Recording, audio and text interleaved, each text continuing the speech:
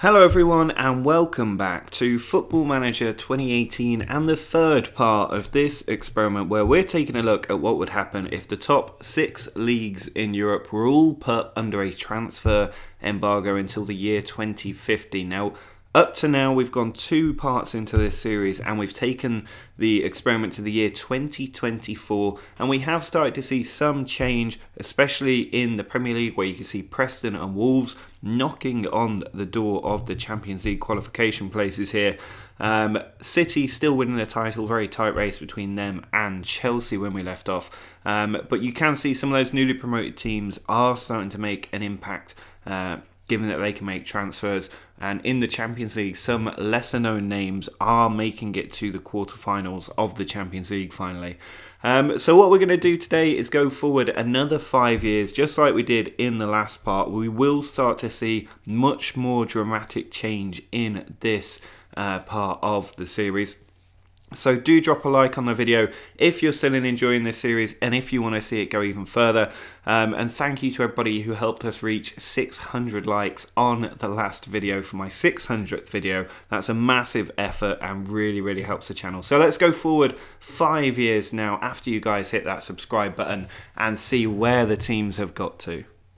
Well, we are now 5 more years into the future. The year is 2029. There is still 21 years of this embargo to go. And starting with the Portuguese Premier League, when we left off last time, we saw that Arouca had managed to win the Portuguese Premier League ahead of Benfica, Sporting and Porto. The following year, Benfica came back to take the title and won it the second year as well, but you can see Arouca there climbing up. Sporting took it the season after that before Arouca managed to come back again and win their second title, and Sporting have won the most recent one as well. Now if we have a look at the transfers over the last few seasons, then you can see not an awful lot of money being spent in this league. Sunderland, Ipswich, a lot of championship, well, former championship teams picking up players here. Again, Leeds and Wolves leading the way. CSKA Moscow popping up with a transfer out of Arouca, who possibly aren't a newly promoted team. I can't actually remember. I mean, I think they are, but as you see, I made a transfer there and a few transfers here as well, but they are not big spenders. So the fact that they're managing to win the league at this stage without spending an awful lot of money shows that some of the big Portuguese teams are starting to struggle, and that will likely be reflected in some of the other leagues as well. You can see here a huge change in the makeup of this league as other teams do get relegated.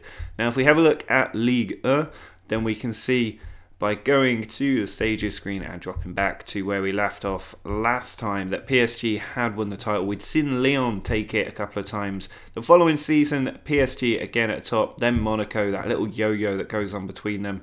Not much change to the makeup of the league in France. I don't know why that is, but the newly promoted teams do seem to be struggling as Monaco took another title and another one after that. You can see Nantes now up to 3rd place, but nowhere near as much change in the French league as some of the other ones. In terms of transfers in the French league, you can see a bit of money being spent on players leaving the league, but not much being spent on players coming in. You can see Lille have spent some money, but otherwise Middlesbrough with a bit of cash going. Bars, oh, we're going back the wrong way there. 23, 24, there we go. Let's go forward. So Hull were the big ones. Basel picking up a couple of players. Lille were spending money though. Rants spending quite a bit of money as a newly promoted team, but Preston with the biggest transfer. Middlesbrough, Sheffield Wednesday. No big money being spent by any of the newly promoted teams in Ligue 1. And this goes back to what I was saying last episode, where the pay structure in England or the Premier League is so much better than many other European leagues, especially for newly promoted teams coming into the top tier.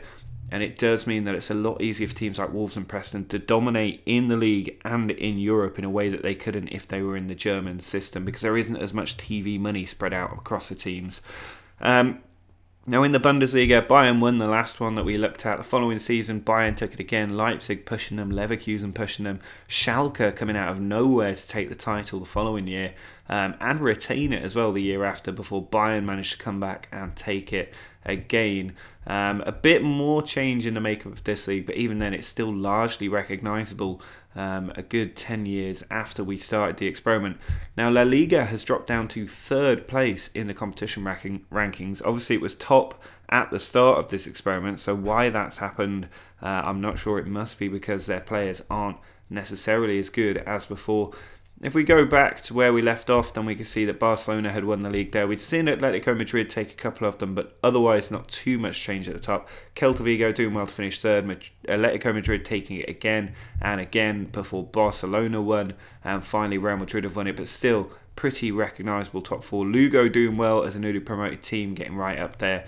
Sporting Gijon may also have been a newly promoted team, but a lot of the other ones not too unchanged and no real surprises in the Spanish system.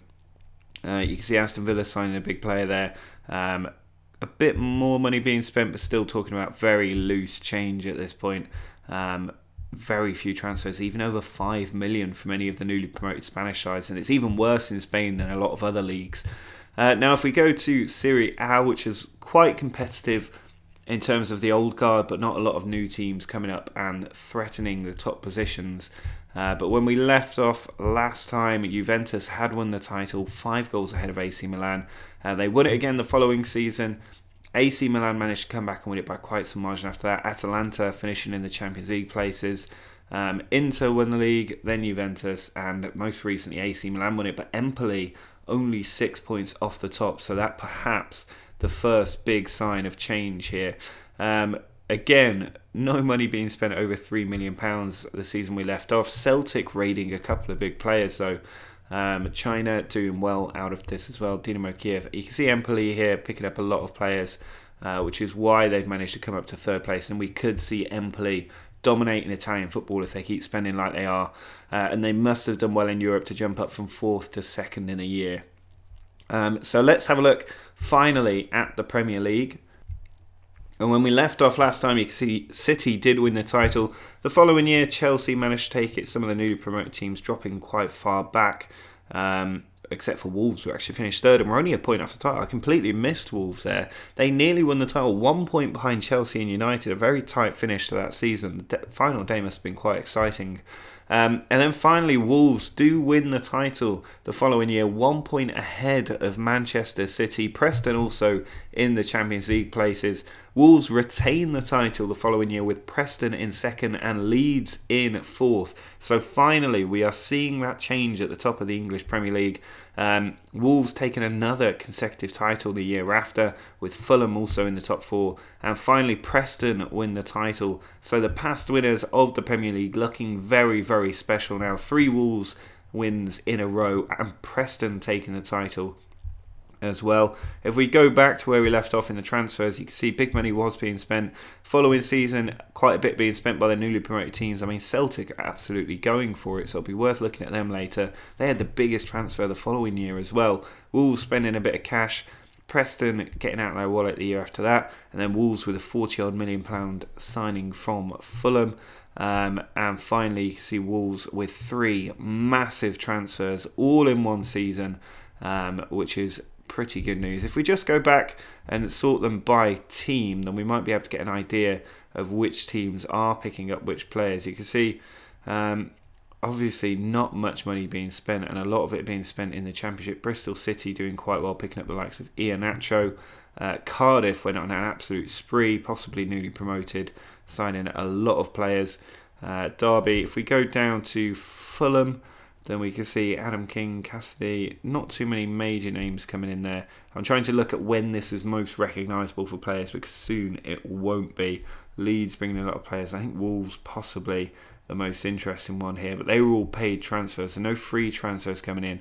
Sheffield Wednesday picking up a few free transfers, and Preston as well, spending quite a bit of money, but no major free transfers coming in. So interesting that we have finally seen that total shake-up at the top division of the Premier League. If we drop down a year and look at the Championship, there you see Cardiff, Sunderland and Everton winning that, but Brighton and Forest both getting relegated, Millwall getting relegated, West Ham and Bournemouth are down there in League One. If we look at the league table, then you can see West Brom are down in League One. Any other big names down here? Not that I can really see. But you can expect them to get relegated even further because they can't spend money and the other teams in these leagues can. Crystal Palace getting relegated from League 2. So Crystal Palace no longer a team in the Football League. We're only 10 years ahead. I don't even have the non-league loaded, so it'll be interesting to see if they can even get back up after that. But Crystal Palace falling out of this game. And if we just have a look at their club, then you can see that has been a sharp fall with 3 relegations in just 4 years. They were already down in 2027, but they bounced back winning the Vanarama National League. And they've got that transfer ban in place till 2050, so they are really going to struggle to recover. And it'll be interesting to see what happens to them going forward. But Crystal Palace dropping out of the Football League, the first Premier League casualty, which is quite shocking, really. And as you can see, some of the big teams like Liverpool, Arsenal and Spurs dropping down the table, they could get relegated quite soon. So very, very interesting the way that all of that has worked out. Now if we have a look at the European competitions, then we can see that the year after we left off last time, Salzburg, Spartak Moscow, Sporting all made it in there. Ajax made it to the semis. In the semi-finals, we had Ajax and Dortmund beating Arsenal and Valencia, and in the final it was won by Dortmund on penalties. These are Champions League teams now who are making up the bulk of the quarterfinals. You can see Aston Villa made it to the quarterfinals, Atalanta as well, Lille in there. In the semis, it was Liverpool and Leipzig that went through, and in the final, Liverpool managing to win the Europa League and get some silverware. Following year, Leeds in there, Feyenoord in there, a bit of a different name. In the semis, Leeds and Monaco made it to the final, and it was won by Monaco. So disappointment for Leeds in Europe there. The following year, Hull surprisingly in here. Lyon beating them though. Parma in there as a new name. In the semis, Sevilla and Lyon winning, and in the final it was Lyon who took it home. And in the most recent season, Leeds again in here, Fenerbahce, Villa in here, Besiktas, Bordeaux, some very different names popping up. In the semis, Leeds knocked out by Juventus. So Juve and PSG in the final of the Europa League, which means the Champions League has probably changed quite a bit. So here's the quarterfinal of the Champions League, the year we left off. You can see Wolves made it all the way to the quarterfinals before being knocked out by United.